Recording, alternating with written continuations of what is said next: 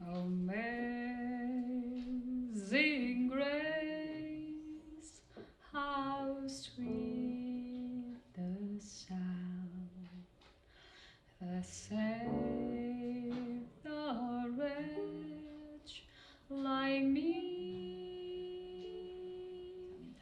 이스라엘 백성은요 정말 지독하고 대단한 사람들이에요. 왜냐하면 언약 백성으로서 그 사상이 꽉 차 있어요. 그러니까 하나님의 입에서 나오는 말씀은 성취력이 있어서 이루어져야만 한다는 거죠. 근데 그것이 하나님의 어떤 특별한 방법으로 이루시기도 하지만 하나님의 약속은요 그냥 약속만 있다고 되는 것이 아니라 순종하는 사람이 있어야 되는 거예요. 네. 창세기서 12장에 보면 하나님께서 아브라함에게 나타나셔서 네 자손에게 이 땅을 주리라 그러셨어요. 그랬는데 15장에 가면 하나님께서 네 자손들이 4대 만에 이 땅으로 돌아오게 될 거고 400년 동안 계기돼서 다른 데서 고생을 할 거라고 그러는 거예요. 그런데 이 말씀이 세계 역사를 바꿉니다. 그러니까 창세기서 12장에 있는 말씀이요.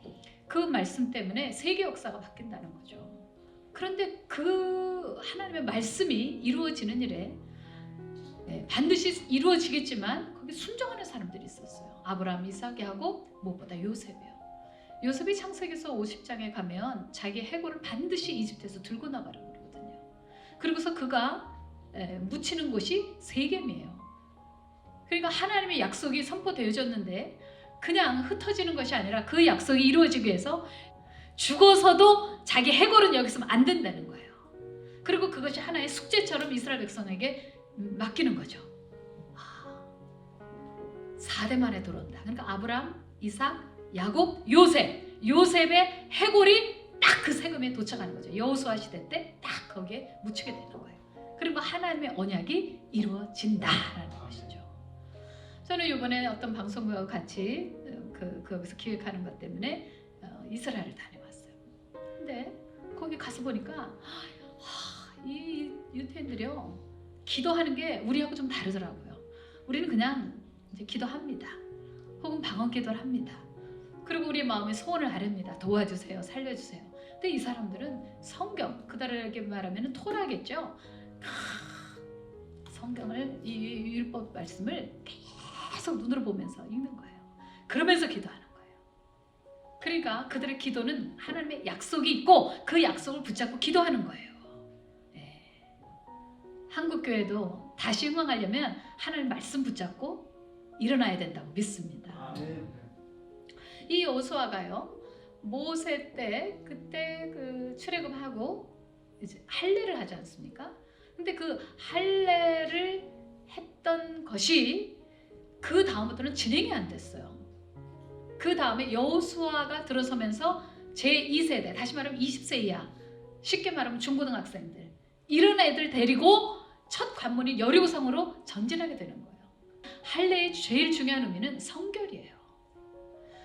이 전쟁은요 단순히 어떤 세상 나라를 혹은 자기의 땅을 차지하는 것이 아니라 하나님 나라 건설이거든요. 하나님 나라 건설을 위해서 제일 기본적으로 돼야 되는 게 성결이에요. 모세 때도 그랬고 새로운 여호수아 세대에 와서도 성결이 기본이 돼야 돼요. 두 번째로는요 이 사람들이 수행했던 것이 바로 유월절이었어요. 유월절. 이집트의 장자들은 죽었는데 이들은 살아났거든요. 감사요. 감사. 그래서 계속 기념하는 거예요. 여러분은 감사는요 사람을 행복하게 하고요. 감사는 강한 사람이 하는 거예요. 성경은 감사를 끊임없이 얘기하고 있어요. 어쨌든 이 이스라엘 사람들은 여기서 감사하면서 유월절을 기념해요. 그러고 났더니 그 다음에 여리고 전쟁이 이제 드디어 시작되는데 그때 그 직전에 여호수아 앞에 여호와의 군대 장관이 나타나요. 근데 구약에서 여호와의 사자는 가끔씩 보면 원어적으로 보면 예수님일 때가 있어요. 예수님. 그러니까 우리에게 나타나신 예수님은 아주 초라하고 종이고 온유하고 십자가 달려 돌아가셨지만 이렇게 여호와의 군대 장관으로 딱 나타나실 때 그럴 때는 보면 엄청난 분이시죠. 그때 여호수아가 나타나서 네 신을 벗으라 그럽니다. 이곳은 거룩하다고. 마치 모세를 연상하게 하네요. 거룩 땅이 될 거고 하나님의 나라가 될 거라는 거지, 이 땅이. 그리고 여호수아는 샌들을 벗습니다.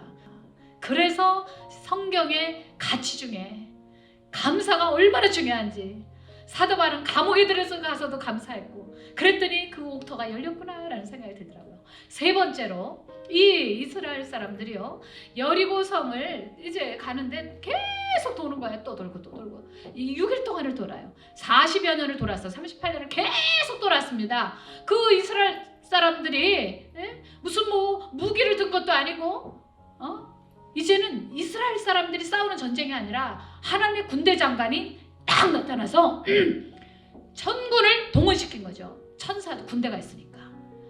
이들은 순종합니다. 여러분들, 순종은 모든 것을 정상화시킵니다. 여러분의 가정을 정상화시키고 싶으세요? 아버지로서 정상화, 신앙생활 정상화시키시기 바랍니다. 교회도 딱 내 교회가 있어야 되는 거예요. 딱 내 교회가. 그리고 또 하나님이 감동을 주실 때 그때 내 멋대로 하지 말고 주님이 시키는 그대로 하는 거예요. 여러분들, 그런 순종이 있으면 여러분들 삶이 정상화됩니다. 결국 순종은 작은 거에서부터 일어나지만 결국은 그렇게 꾸준히 가다 보면 모든 것이 정상화됩니다. 회사 정상화, 가정 정상화, 이 나라 정상화, 우리나라 정상화돼야 합니다. 정상화돼야 돼요, 지금.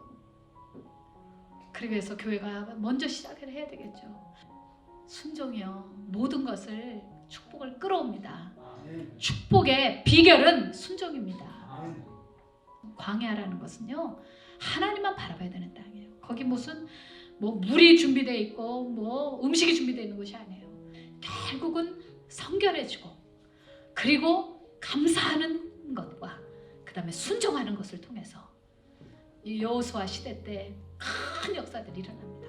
지금 대한민국이 하나님께서 제2세대 여호수아 세대가 나오기를 기다린다고 저는 믿어집니다.